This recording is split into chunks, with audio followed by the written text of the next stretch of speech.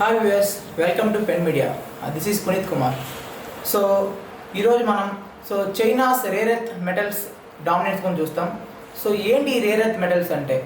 So మనం చూస్తే rare earth metals అంటే 17 గ్రూప్ ఆఫ్ ఎలిమెంట్స్ ఉంటాయి, దాన్ని రేర్ ఎర్త్ మెటల్స్ అంటాం.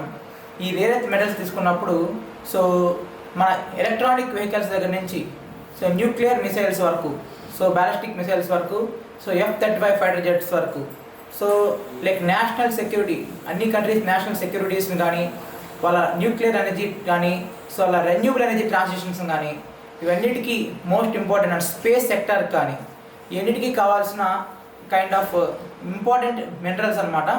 ఈ మినరల్స్లో డామినేషన్ చైనాదే. సో ఎందుకు చైనా డామినేట్ చేస్తుంది అంటే 70% మైనింగ్ కెపాబిలిటీ, ఆ రిసోర్సెస్ అన్నీ కూడా చైనాలోనే ఉన్నాయి. వేరే కంట్రీస్లో లేవా అంటే ఆస్ట్రేలియాలో ఉన్నాయి, యూఎస్లో ఉన్నాయి, అండ్ యూ కెన్ సే ఇంకా కొన్ని అదర్ కంట్రీస్లో ఉన్నాయి. కానీ వాటిని మైనింగ్ చేయడం ఈజీ, కానీ వాటిని ప్రాసెస్ చేయడం చాలా కష్టం. ఎందుకు ప్రాసెసింగ్ అంత డిఫికల్ట్ అంటే, ఇన్ఫ్యాక్ట్ యూరోపియన్ యూనియన్ కానీ ఇంకా వేరే అదర్ కంట్రీస్లో కానీ చాలా కంట్రీస్లో వాటి ప్రాసెసింగ్ని బ్యాన్ చేశారు ఆల్మోస్ట్.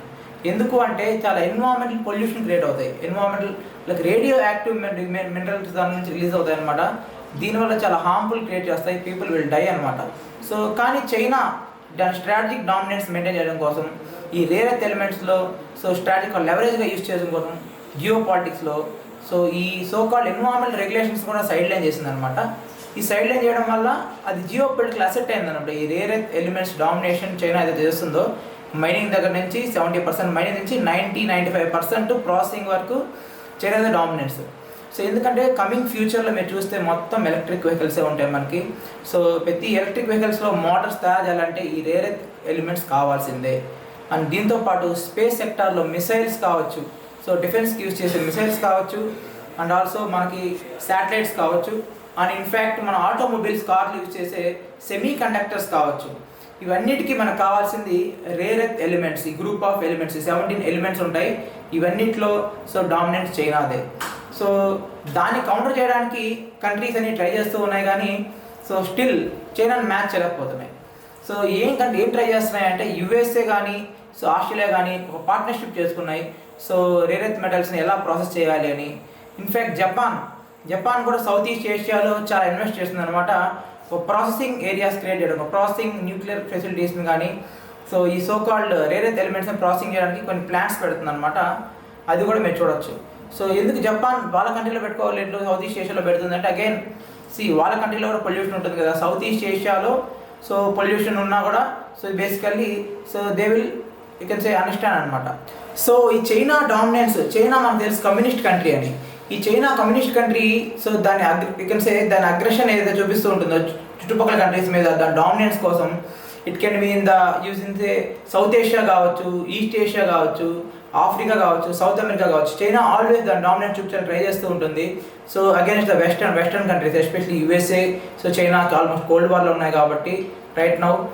కాబట్టి చైనా డామినెన్స్ కోసం ఇప్పుడు ట్రై చేస్తూ ఉంటుంది. ఇన్ఫ్యాక్ట్ చైనా దీని ఒక వెపన్ లాగా యూజ్ చేసింది కూడా, ఒక జియో పొలిటికల్ టూల్గా యూజ్ చేసింది ఈ కాల్డ్ రేర్ ఎర్త్ ఎలిమెంట్స్ని. ఎలా యూజ్ చేసింది అంటే, రీసెంట్గా యూఎస్ఏ టారిఫ్ వార్ అనౌన్స్ చేసింది అనమాట, ఇండియా మీద కానీ చైనా మీద కానీ. అప్పుడు చైనా ఏం చేసిందంటే, యాజ్ అ కౌంటర్ మెజర్గా మీరు మా మీద టారిఫ్ వార్ స్టార్ట్ చేస్తే మేము టారిఫ్స్తో పాటు ఎక్స్ట్రా మీకు మేము ఎక్స్పోర్ట్ బ్యాన్ చేస్తాము, ఈ రేర్ ఎర్త్ ఎలిమెంట్స్ మీకు మేము అమ్మము అని ఒక ఎక్స్పోర్ట్ బ్యాన్ అనేది విధించింది అనమాట.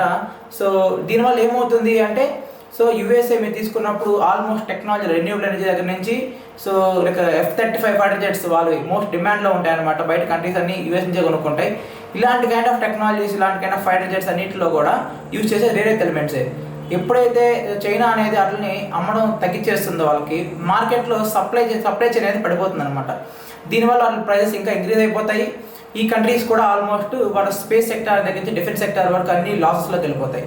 అందుకే చైనా ఒక జియో పొలిటికల్ స్ట్రాటజిక్ అసెట్గా యూజ్ చేసుకుంటుంది. అందులో కమ్యూనిస్ట్ కంట్రీ కాబట్టి దానికి డెమోక్రటిక్ వాల్యూస్ లేవు కాబట్టి అది ఎలాగైనా యూజ్ చేయొచ్చు, దాని అడ్వాంటేజ్ కోసం ఎలాగైనా యూజ్ చేసుకుంటుంది.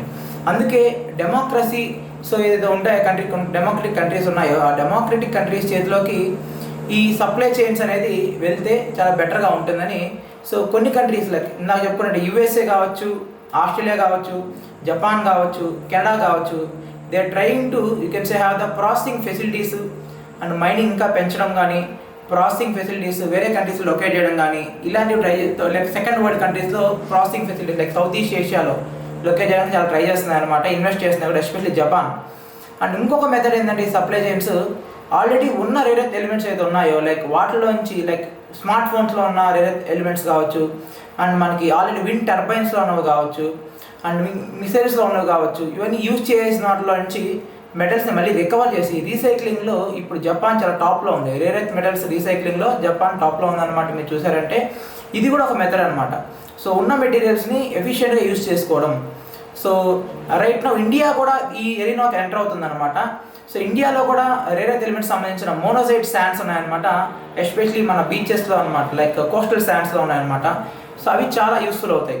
సో దానికోసం అండ్ ఇంకా సమ్ అదర్ స్టేట్స్లో మనం లైక్ తెలంగాణలో కావచ్చు అండ్ ఆంధ్రప్రదేశ్లో కావచ్చు, సో ఈ మెటల్ ప్రాసెసింగ్ ఫెసిలిటీస్ కోసం సో గవర్నమెంట్ ఇంకా కొత్త కొత్త పాలసీస్ తీసుకోవచ్చు. లైక్ సెంట్రల్ గవర్నమెంట్ తీసుకున్నారంటే మనకి so national critical minerals mission 2025లో తీసుకొచ్చింది అనమాట.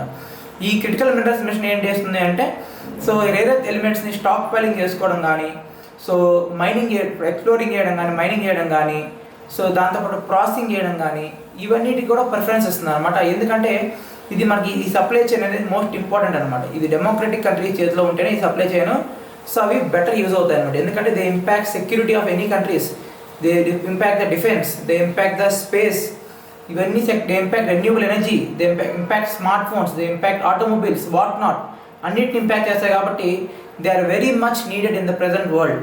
సో ప్రపంచం అంతా కావాలనుకున్న ఎలిమెంట్స్ అవి ఈ రేర్ ఎర్త్ ఎలిమెంట్స్ అని. కానీ సప్లై మాత్రం లిమిటెడ్గానే ఉంది. లైక్ చైనా డామినెన్స్ అని మీరు ఆల్రెడీ చూశారు. సో కాబట్టి ఈ చైనా చేతిలోకి డామినెన్స్ అనేది వేరే కంట్రీస్ చేతిలోకి వెళ్ళడం కోసం, డెమోక్రటిక్ కంట్రీస్ చేతిలోకి వెళ్ళడం అనేది మనకు ప్రయారిటీ. సో ఎందుకంటే డెమోక్రటిక్ కంట్రీస్లో ఉన్నప్పుడే అవి ఎఫిషియెంట్ యూస్లోకి వెళ్తాయి అనమాట. For example India nuclear policy తీసుకున్నప్పుడు సో మన నో ఫస్ట్ యూస్ పాలసీ అనమాట. డెస్పైట్ ఎన్నో న్యూక్లియర్ కంట్రీస్ ఉన్నా మనకి సో ఇండియా అనేది ఒక రెస్పాన్సిబుల్ న్యూక్లియర్ పవర్ అనమాట. మనం ఏ రోజు మన న్యూక్లియర్ వెపన్ని ఫస్ట్ యూస్ గొడవలు పాకిస్తాన్తో కానీ వేరే కంట్రీస్తో గొడవలు ఉన్నప్పుడు కానీ మనం ఫస్ట్ యూస్ చేస్తామని ఎప్పుడు చెప్పలేదు. నో ఫస్ట్ యూస్ పాలసీ అని చెప్పుకున్నాం. So it shows what democratic values చూపిస్తుంది అనమాట. సో అలాగే ఈ రేర్ ఎర్త్ ఎలిమెంట్స్ కూడా ఇండియా లాంటి కంట్రీస్ లీడ్ చేస్తే సో డెమోక్రటైజ్ అవుతాయి అనమాట. ఈ సప్లై చైన్ డెమోక్రటైజ్ అవుతుంది. దీంతోపాటు ఇది అన్ని కంట్రీస్కి ఏది అవసరమైన కంట్రీస్ ఉన్నాయి అన్ని కంట్రీస్కి రీచ్ అవుతాయి అనమాట. అన్లైక్ ద చైనా బెదిరించి నేను అమ్మను ఎక్స్పోర్ట్ బ్యాన్ చేస్తాను, లేకుంటే కావాలని చెప్పి నేను సప్లై చైన్ తగ్గించేస్తాను, ప్రైజెస్ ఇంక్రీజ్ చేస్తాను అని ఒక జియో పొలిటికల్ లెవరేజ్ అసెట్గా యూజ్ చేసుకోకుండా సప్లై చైన్స్ డైవర్సిఫై చేయడం చాలా ఉపయోగపడుతుంది అనమాట. So that is the most important for the future.